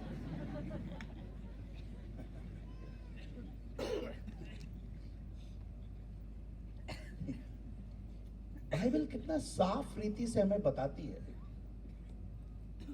बाइबल में अच्छे लोगों के बारे में भी लिखा है, बुरे लोगों के बारे में भी लिखा है, अच्छा भी लिखा है, बुरा भी लिखा है। इसलिए तो बाइबल पढ़ने के लिए बोल रहे हैं मेरे प्यारो। बाइबल नहीं है खरीद करके जाइएगा, रोज बाइबल पढ़िएगा, प्रार्थना करिएगा, प्रभु एक अच्छा मसीही जीवन जीने के लिए मेरी सहायता कर।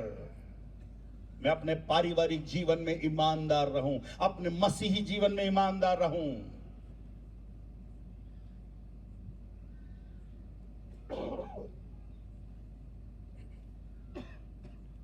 मुझे पता नहीं वो उदाहरण मैंने यहां बताया कि नहीं। एक बार एक कन्वेंशन में एक पास्टर साहब को बुलाया गया। पास्टर साहब प्रचार कर रहे, यूहन्ना 3:16, यूहन्ना 3:16 से प्रचार करने लगा। बड़ा ही खूबसूरत रहा, बहुत लोगों ने अपना जीवन बदला। दूसरे दिन फिर उन्होंने यूहन्ना 3:16 से ही प्रचार किया। दूसरे दिन एक भाई को अच्छा नहीं लगा, यार कल भी उसी पद से प्रचार किया, आज भी उसी पद से प्रचार कर रहा है। शायद आप लोग को भी बुरा लग रहा है, मैं भी कल मीका 6:8 से ही प्रचार किया, आज भी 6:8 से ही प्रचार किया। कुछ लोग को गुस्सा आ रहा होगा, शायद कल भी यही बोलेगा लग रहा है। उसको गुस्सा आया, वो चला गया।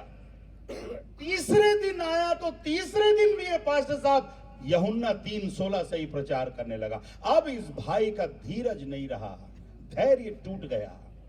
मीटिंग के बीच में खड़ा होगा, जैसे ही पास्टर साहब ने बोला आइए तीसरे दिन में यूहन्ना रचित सुसमाचार 3 अध्याय 16 पद निकाले, उसको गुस्सा आ गया। बोला, ओ पास्टर साहब, आपको 3 दिन से झेल रहा हूं। क्या हो गया मेरे भाई? आपके पास दूसरा कोई प्रचार नहीं है क्या? एक ही प्रचार तैयार करके आए हो क्या? पहला दिन यूहन्ना 3:16, दूसरा दिन यूहन्ना 3:16, तीसरा दिन भी यूहन्ना 3:16। अरे कम से कम बदल देते आज तीसरे दिन तो पाचा साहब ने बोला, भैया तेरे को परेशानी क्या है?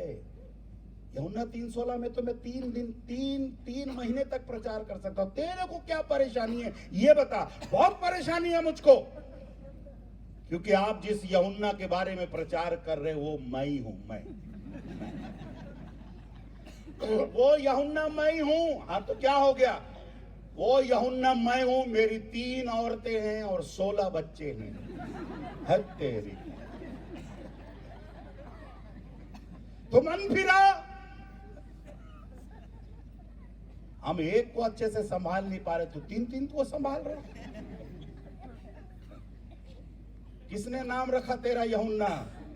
ये देख बाइबिल का यूहन्ना कितना हिम्मत से बोल रहा है हेरोदेस को, ये तेरे लिए उचित नहीं है। मेरे प्रिय भाई और बहन, क्या उचित है, क्या अनुचित है, क्या अच्छा है, क्या बुरा है, परमेश्वर के वचन में लिखा है। पढ़िएगा इस परमेश्वर के वचन को, रोज पढ़िएगा, ईमानदारी के साथ पढ़िएगा, इस वचन के अनुसार चलने की कोशिश करिएगा। मैं फिर से आपसे कहना चाहता हूं, वो परमेश्वर मुझसे और आपसे क्या मांग रहा है? मैंने इतना ही तुझसे मांगा है ना कि तू अपने जीवन में न्याय से काम करने पाए, आज की रात्रि में हम एक फैसला लेकर जाने पाए। प्रभु, मैं ईमानदारी के साथ तेरी बात मानूंगा। दूसरी बात, प्रभु मैं बेकार का गुस्सा नहीं करूंगा।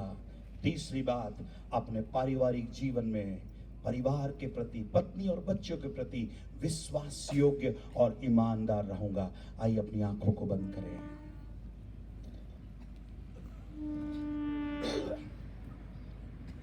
आइए अपने स्थानों पर खड़े हो जाएं। मैंने कल अनाउंसमेंट किया था कि आज मैं प्रार्थना करूंगा, पति और पत्नी के लिए प्रार्थना करूंगा।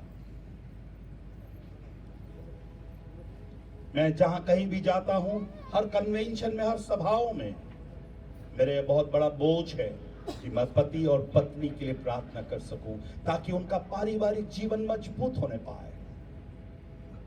आज जितने लोग, कल मैंने कहा पति और पत्नी साथ में आइएगा, हम प्रार्थना करेंगे। आज जो पति और पत्नी साथ में आए हैं, मैं चाहता हूं मेहरबानी से अपने स्थान को छोड़कर जल्दी आगे आ जाएगा, पर पत्नी के साथ, अपनी वाली के साथ खड़े होना। अब इतने भीड़ में कोई भी आ जाओ करके मत बोलना।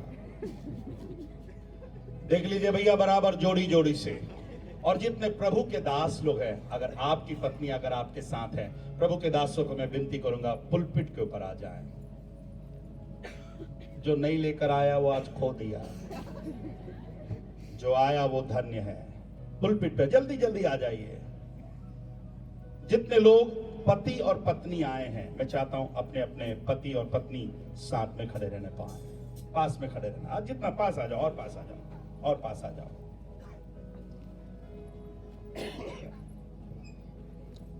एक गाना तब तक प्रभु के दास गा रहे हैं, तब तक आप आइएगा।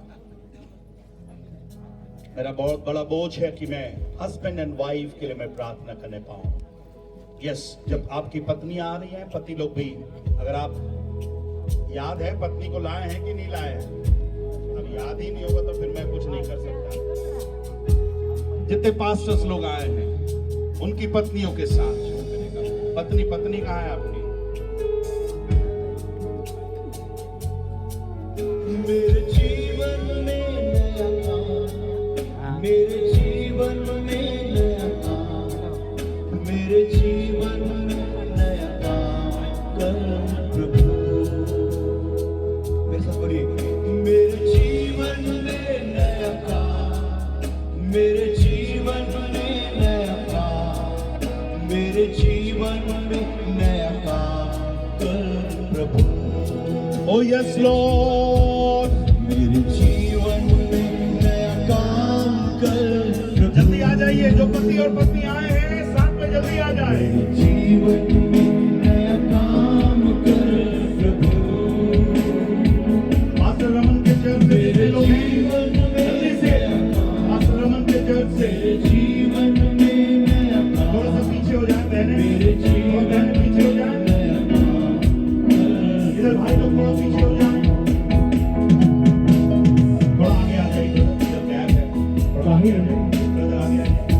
लोक या ठिकाणी पत्नीला वाट शोधता तो कृपया पण तुम्हाला नजर राखजा काही बायो आग्राही पतीना इंतजार ही ठिकाणी करते हो अलग अलग बोटले हैं पीछे कर दीजिए वॉलंटियर चर्च के जवान अरे जवान लोग थोड़ा इधर बैठो थोड़ा पीछे करिए इन्हें बाय बाय पसलर की जा परिवार સાથે નહીં कुटुंबा वाईट पसलर की जा विशाल तुम्हा मोकोदा जी कुटुंबा સાથે છે त्याग मोकोदा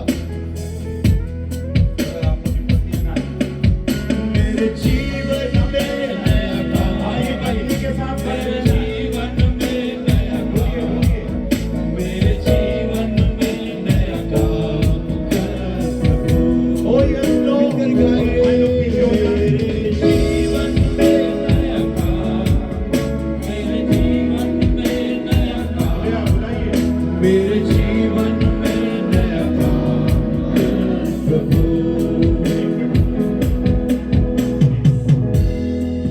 आप लोग पता नहीं कंफ्यूज क्यों हैं कुछ लोग अकेले अकेले खड़े हैं समझ में नहीं आ रहा मैंने जो शादी किया कितने साल भी हो गए 1 साल 2 साल 10 साल 15 साल 20 साल 25 साल 50 साल पत्नी के साथ खड़े रहिए और जो पास्टर्स यहाँ पर मंच में खड़े हैं उनकी पत्नियां यदि आसपास हैं तो आ जाइए शर्माना नहीं प्रभु आज की रात आपके पारिवारिक जीवन को मजबूत करना चाहता है प्रभु आपके पति और पत्नी के वैवाहिक जीवन को मजबूत करना चाहता है थोड़ा सा और आ गया है जी ब्रदर थोड़ा सा और आ गया है जोड़ाમાં બંધ રાખવા સૂચના પોતે થવાના છે આગળ जो वॉलंटियर्स हैं थोड़ा सा पति हेल्प पत्नी करिए मदद बाकी लोग फिलिप और जो है अगले बहनों को पीछे करिए और भी लोग आ रहे हैं आइए ना आइए બાઈની ઇને તમા બાઈ બોટલે બાજુ અસર પ્લીઝ થોડું सा एक बार आंख खोल के देख लेना आप अपनी पत्नी और पति के साथ खड़े हैं कि राइट ओके मेरी तरफ देखिए मैं चाहता हूं आप अपनी पत्नी के कंधे के ऊपर हाथ रखने पाए पति Yes. कुछ लोग बहुत सालों के बाद पास में खड़े हैं, ऐसा लग रहा है क्यों तो तकलीफ हो रहा समझ में नहीं आ रहा आर यू रेडी मैं क्यों आपके लिए प्रार्थना कर रहा हूं मुझे मालूम है शैतान कई बार परिवार को तोड़ने की कोशिश करता है मेरी प्रार्थना है आपका पारिवारिक जीवन अच्छा होने पाए आपका पारिवारिक जीवन मजबूत होने पाए जितने पति लोग यहाँ आए हैं पत्नी आए हैं मुझे नहीं पता आपका पति और पत्नी का जीवन कैसा है पर मैं आपसे विनती करता हूँ प्रभु का दास होने के नाते हर एक पति अपने पत्नी के प्रति विश्वास योग्य रहना और हर एक पत्नी अपने पति के प्रति विश्वास योग्य रहना आइए जब आप अपने पत्नी के ऊपर कंधे पर हाथ रखें पति पत्नी के लिए धन्यवाद दीजिएगा और पत्नी पति के लिए धन्यवाद दीजिएगा बोलिएगा बात ये थोड़ा सा भाषा में बोलिएगा हर एक पति कंधे पर हाथ रखकर अपनी पत्नी के लिए थैंक यू बोलेगा प्रभु इस पत्नी को तूने मुझे दिया धन्यवाद और हर एक पत्नी अपने पति को लिए धन्यवाद देगी પતિ પત્ની આપવા પ્રેમને સાથે તમે અને આખા ધન્યવાદ પ્રભુ મારી પત્ની કે દેનું બોઈ હમી તમે પતિને માટે ધન્યવાદ દા જ્યારે તમારા જીવન જીવી રહે તમાર ઓડ પતિ મિલો है क्या बदल देवा धन्यवाद दा मेरी तरफ देखिए आप मां से आपको मालूम है कि जिसके साथ आप खड़े हैं परमेश्वर ने जोड़ा है જ્યારે तुम अबले है या तुम्हारा किसने जोड़ा है परमेश्वर ने जोड़ा है शैतान ने आपको अलग करना चाहा शैतान ने आपके पारिवारिक जीवन में समस्या डालनी चाहिए प्रभु का धन्यवाद दीजिए कितने लोग कोविड के समय में अलग हो गए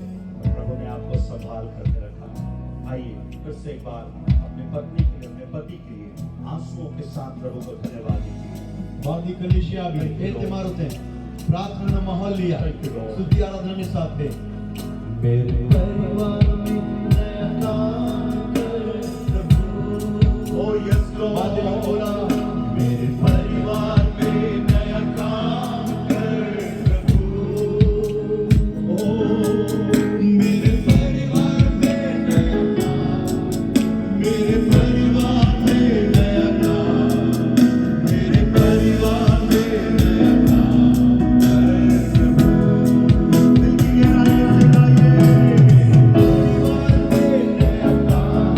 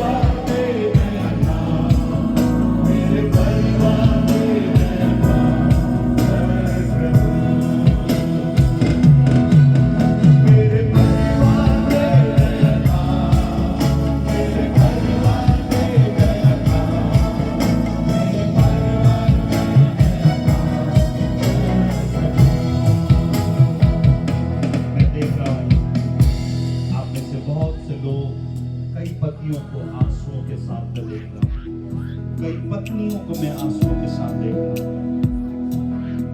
मुझे नहीं पता आपके पारिवारिक जीवन में बीते दिनों में कौन सी घटनाएं घटी, पर आज मैं प्रभु को धन्यवाद देता हूं कि प्रभु ने आपको इस जोड़े को संभाल करके रखा। प्रभु के दास और दासी मंच पर खड़े हैं, कई लोग आंसू के साथ हैं। मैं प्रभु के दास को देख रहा हूं, आंसू के साथ वो प्रार्थना कर रहे हैं। प्रभु आपको प्रभु आशीष देने पाए, रमन प्रभु आपको आशीष देने पाए। मैं स्थानीय कलीसिया के पास रमन और उनकी पत्नी को देख रहा हूं, आंसुओं के साथ प्रार्थना कर रहे हैं। Thank you Lord. कई परिवारों को देख रहा हूं।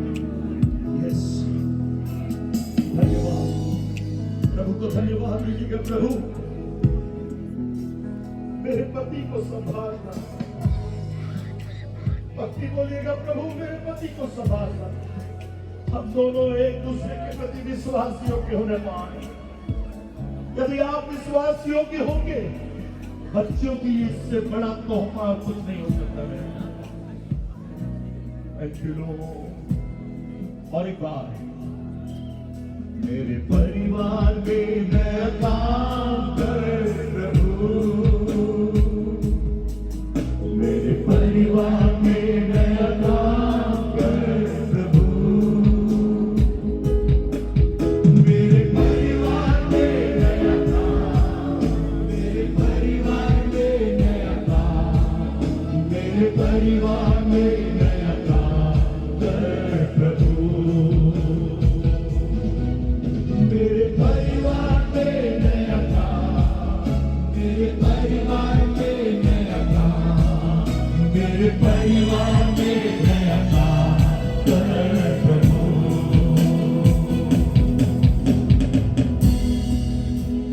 मेरी इच्छा है कि आपके बीच में आके आपके लिए प्रार्थना करो, पर समय नहीं है मेरे प्यारे। सभा समय से समाप्त भी करनी है। प्रभु आपके आंसुओं को देख रहा है भाई बहन, प्रभु आपके आंसुओं को देख रहा है। जो आज किसी कारणवश अपनी पत्नी के साथ नहीं आ पाए, जो किसी कारणवश अपने पति के साथ नहीं आ पाए, निराश मत होइए। आप जहां पर खड़े हैं वहीं से अपने पति के लिए, अपने पति के लिए धन्यवाद दीजिए। प्रभु तेरा धन्यवाद हो, मैं अपने पत्नी के लिए विश्वास योग्य पति बनने पाऊं, मैं अपने पति के लिए विश्वास योग्य पत्नी बनने पाऊं। बच्चे अगर हैं तो बच्चे कहने पाए, हम अपने माता पिता के लिए विश्वास योग्य बच्चे बनने पाए। Thank you Lord. मैं आपके लिए प्रार्थना करने जा रहा हूं। जब आपने अपने हाथ को अपने पति के ऊपर रखा, आपका हाथ रखना ही उनके लिए बहुत ही कंफर्टेबल है, एक आशीष का काम है। स्वर्गीय पिता तेरा धन्यवाद देते हैं प्यारे प्रभु जी, आपके भलाइयों के लिए, उपकारों के लिए आपको धन्यवाद देते हैं। इन सभाओं की दूसरी रात्रि में जब आपने हमें लेकर आया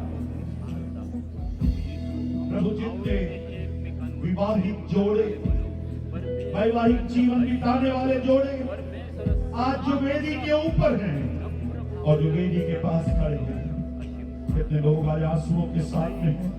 प्रभु मैं धन्यवाद देता हूं, इनको आपने जोड़ा है। शैतान ने कई बार इनको परेशान करना चाहा, शैतान कई बार इनको तोड़ना चाहा, और ये विश्वास योग्य रहे, ये ईमानदार रहे। प्रभु मैं प्रार्थना करता हूं, इनके वैवाहिक जीवन को आशीष दीजिए। प्रभु अगर कोई भी परेशानी अपने वैवाहिक जीवन में है, यीशु के नाम से हर एक समस्या यीशु के नाम से दूर होने पाए। प्रभु इनके दिए हुए बच्चों को तू आशीष दे। प्रभु मैं प्रार्थना करता हूं, ये माता पिता, ये पति पत्नी दूसरों के लिए आशीष का कार्य करने पाए। अगर कोई शारीरिक रीति से कमजोर है, प्रभु यीशु के नाम से उनको छूकर इसी पर चंगाई दीजिए। प्रभु मैं प्रार्थना करता हूं जितने प्रभु के दास और दासी वेदी के ऊपर है, प्रभु मेरी सेवा को संभालते हैं। कई प्रकार की परीक्षाएं इनके जीवन में है, पर विश्वास योग्य और ईमानदार बन रहने में सहायता कर।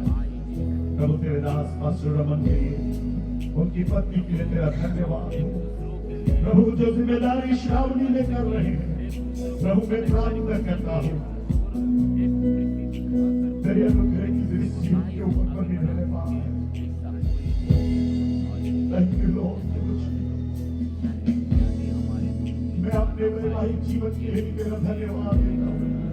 जब मेरी पत्नी मुझसे दूर है, मैं अपनी पत्नी के लिए भी धन्यवाद देता हूँ, अपने बच्चों के लिए मैं धन्यवाद देता हूँ। प्रभु तू हम पर रहने हुए विश्वासियों का ईमानदार रहने पाए। प्रभु न्याय से चलने में तू हमारी सहायता कर। सारी महिमा प्रभु आपको मिले पाए। यीशु आपके मीठे और मधुर नाम से मानते हैं। हर एक कपल, हर एक पति पत्नी के प्रभु ने पाए। आमीन। Thank you Lord. मेरी तरफ देखिएगा, मैं आपसे हाथ जोड़कर विनती करता हूँ, अपने पारिवारिक जीवन में विश्वास योग्य रहेगा, ईमानदार रहेगा। आज के बाद आपके पारिवारिक जीवन में एक बढ़ोतरी रहेगी, एक क्या बोलना, एक स्ट्रॉन्गनेस प्रभु आपकी सहायता करने वाला है। Thank you very much. कई लोगों को मैं आंसुओं के साथ देख रहा हूँ। प्रभु आपको आशीष देने पाए। आपके आंसू कभी भी व्यर्थ नहीं जाएंगे। बहने जो समर्पण आपने किया है, प्रभु आपको आशीष देने पाए। मैं पास्टर रमन घोर की पत्नी को जब से वो खड़े तब से मैं उनको आंसुओं के साथ देख रहा हूँ, और एक पास्टर को आंसुओं के साथ देख रहा हूँ। प्रभु आप सबको आशीष देने पाए। Thank you very much. आप बैठिए। जो लोग बीमार हैं, किसी